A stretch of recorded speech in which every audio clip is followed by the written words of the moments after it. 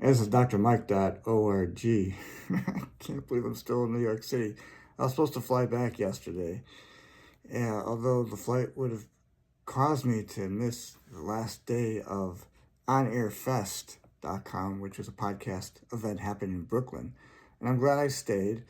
And my host, Ming, who's in China, who's wanted to sublease this place, I guess I sort of glad that someone's here who could show it. But I feel like a little bit like I'm taking advantage of her. It's like, well, I could pay for more money. She doesn't want me to do that.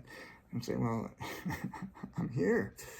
Anyway, I just wrote a little bit of a treatment which I sent over. So I wanted to talk about phenomenology and the way that how we can be in the moment. So if you don't know me, I'm drmike.org. I just realized, man, I'm worn out from from the last few days. I don't know how long I've been here now. Definitely over a week. I was supposed to only be here a few days, and it got extended. And now I'm definitely here for, a few more days. Anyway, so it's really quite amazing. A blessings of many sorts. So phenomenology is my current writing. So phenombook.com, so PHENOM book.com. The phenom is the way I'm describing it, fits into the structures of experience, which explains phenomenology. And I'm taking it as a shortened word and a version of it to have a reckoning in the here and now. So what I mean by that, you've all probably heard, The Power of Now, Eckhart Tolle's book, learning to be present rather than, future pacing and worried and all sudden in the mind.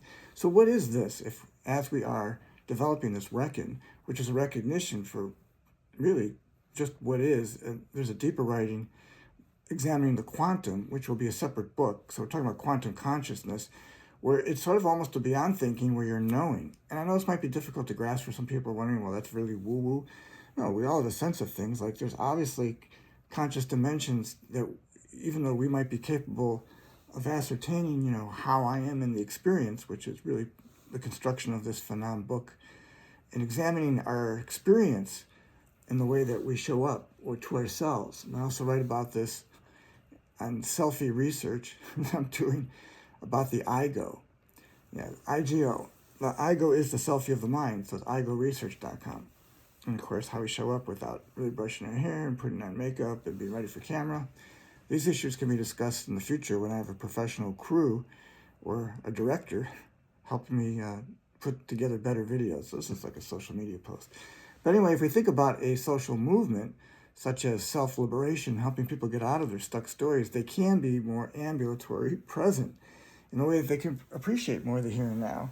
And just be present, be with it, whatever it is, this flow, this experience, like what I'm having, being in New York and having attended this great podcast event, how to turn this information into something that becomes a conduit in itself that furthers my work. And so the phenom for me is really having this really amazing experience right now. And it is a phenomena to begin with, but it's fantastic in the current state, at least where I'm putting my attention. Now, of course, I'm wondering, how do I get this book published? What am I going to do the next few days in New York since I don't have any more appointments, nothing else is scheduled? And how can I support my friend, Ming in China? So one, that maybe we can collaborate on some projects because she works in the media as well. And who knows where that goes. At the same time, though, it's just sort of get my life together because whatever's happening next, I need to prepare for it because this, for me, is my journey, and I do have goals and things I need to put my attention on, which is my business and my family, and looking to establish, new relationships. It's a new year, and I'm talking about a quality connection that contributes to community, and for me, expands this conscious awareness pursuit that I'm working on. Anyway, that book, again, is phenombook.com, so PHENOM. So we're talking about phenomenon and phenomenology, which examines the structure of experience and looking at it from a very personalized sense of how it is that we are here. So it gives you background into phenomenology, so you get a little bit of history on that and what it's all about. And once I've got that structure done, sort of base foundation, I want to dive deeper into this, and that's what my work is.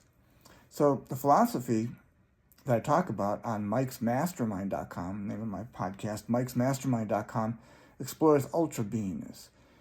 So it is an ontological viewpoint, which is, you could say the select section of philosophy that examines existence. How are we being? And why not consider states of ultra-being? What would this be about? Like as we mature and grow, whether we're becoming smarter, or as I was referring earlier to a quantum conscious I-awareness. So there's a bit more mastery in the moment of who this entity or perceived ID, this internal dialogue of self, how we project and perceive ourselves to be.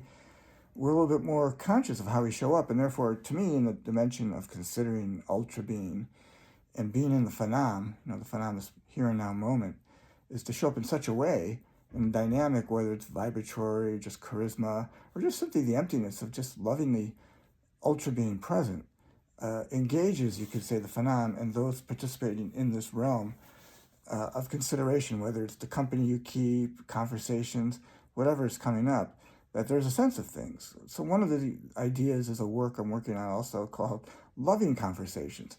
Why not have more empowering, loving conversation where a person can feel supported and loved, and they can work through it. So if there are some issues, you're there to support them. And of course, it's a tricky thing to go into someone's space and to ask permission to be there and to hopefully connect in such a way that, I call it the MVP, becomes meaningful.